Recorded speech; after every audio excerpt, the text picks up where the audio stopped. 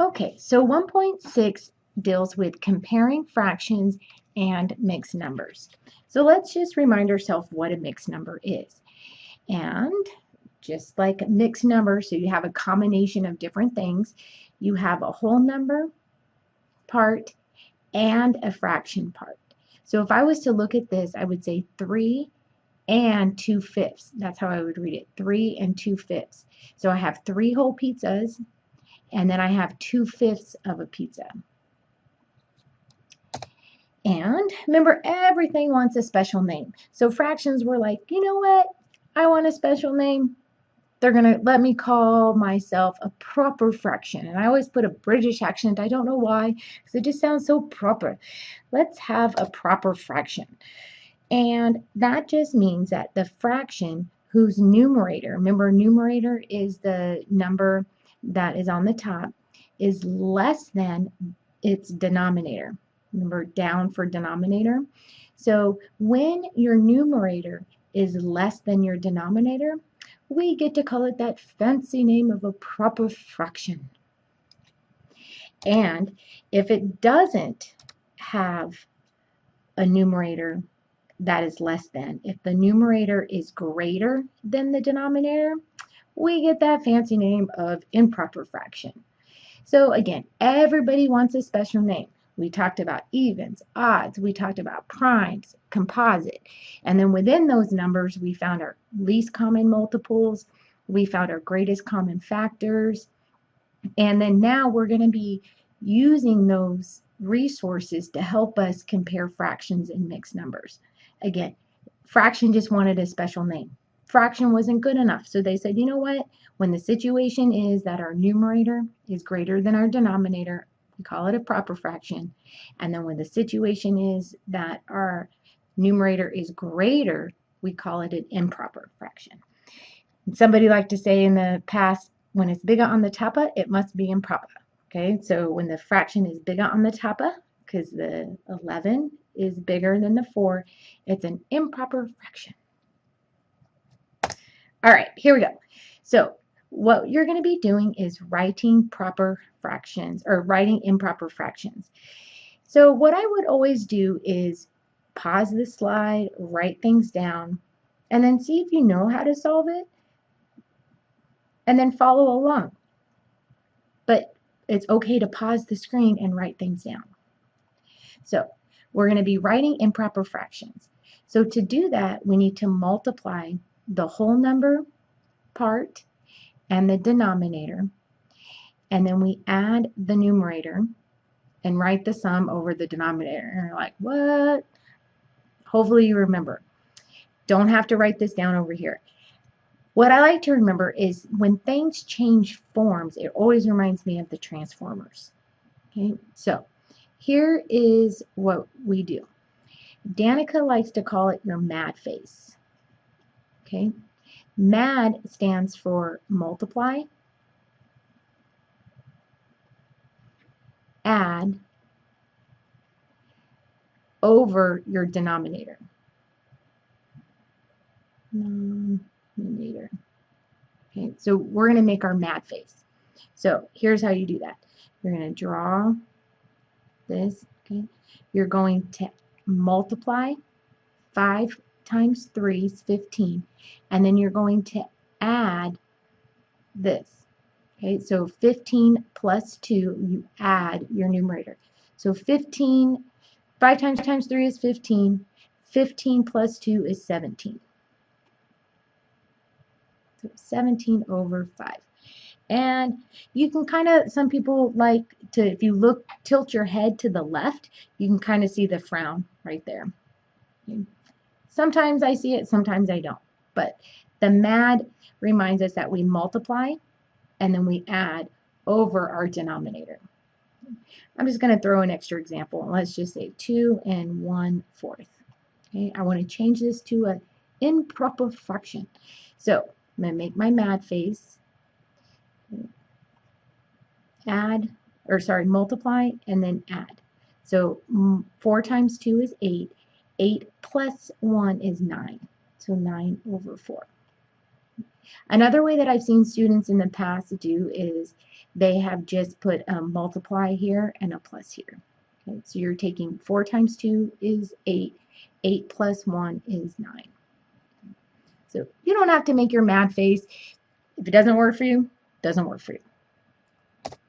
Now, we have to go back again. So now we're going to write our mixed numbers. So here we're given an improper fraction. So remember, a fraction is a division, so you don't have to make a decision. You take your numerator and then divide by your denominator. But here, we don't have to, we can write our remainder as a fraction. So here's how this works. So fraction is a division, so I don't have to make a decision. I take my numerator and divide by my denominator. Again, here's where your multiplication facts are going to be coming in handy. I know that 5 times 3 is 15, so I know that that's going to fit. Okay? But I don't have to go to a decimal. I can leave it here. Okay? So the way that you leave your remainder is, my remainder is a 2. But it's not a whole 2. It's 2/5. Okay? So what we did is we divided 17 divided by 5. And then our remainder, it's really 2/5. Okay, 2 over 5. So what we did is we changed 17/5. That is the same as 3 and 2/5. Those have what we call the same value. And go ahead and erase this. So here's another one just for us to practice. So again, fraction is a division, so I don't have to make a decision. I take my numerator and divide by my denominator.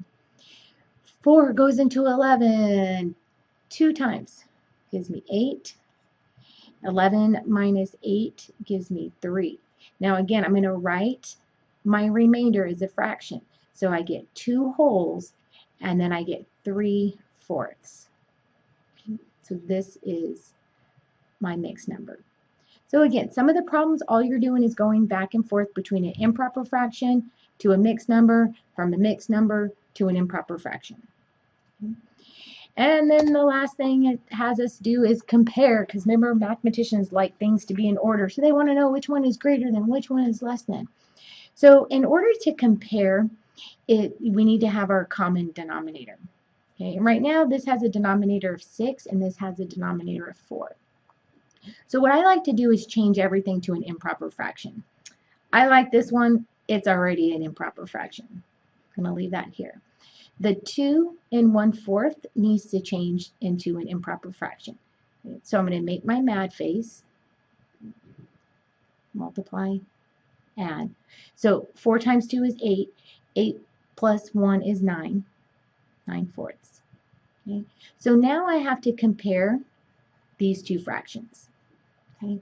And then remember, when we compare fractions, we have to have the same denominator.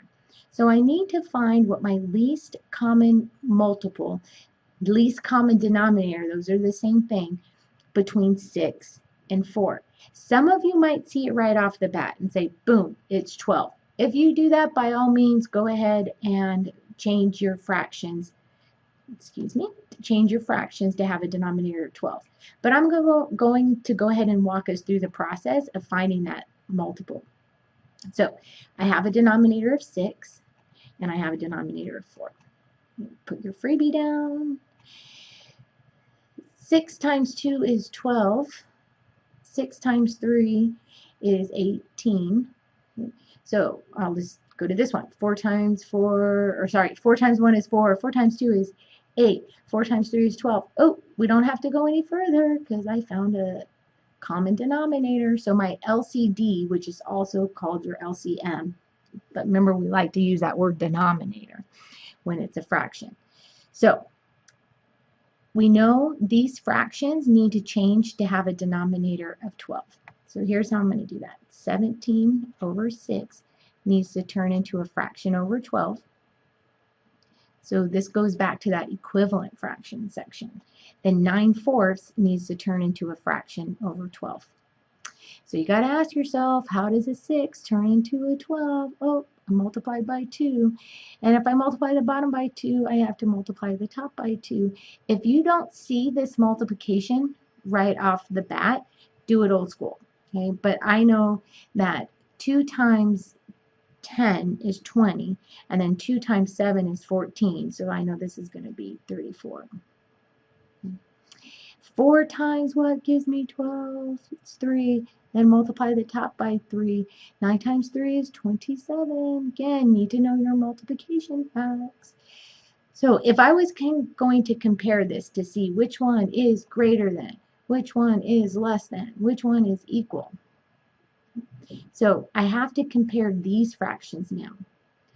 So I have 34 twelfths and I have 27